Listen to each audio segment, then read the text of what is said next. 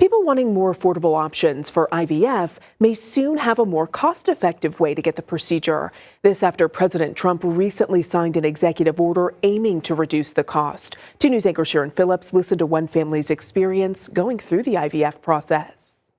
It's a really hard road to want to be a mom so bad, and to just month after month, you think maybe you have that hope that maybe this time, and it's not. So it's a hard road that a lot of women walk, and I'm also really thankful that it's a lot more talked about now than it was, whenever I was going through it. Like many women around the country, a strong desire to be a mother burned bright in Heather Bussel's heart.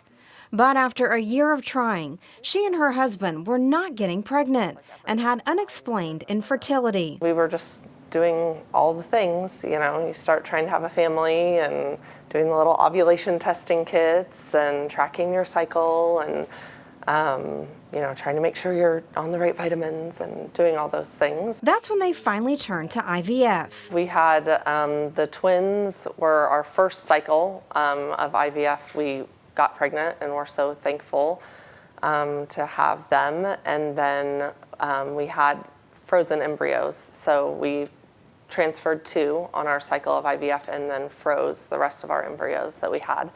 And we were able to have the other kids, with some frozen embryo transfers. For many, the cost of navigating a path to parenthood is simply out of reach.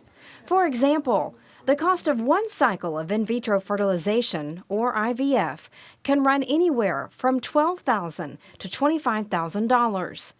In an effort to make the procedure more affordable, President Trump signed an executive order on Tuesday.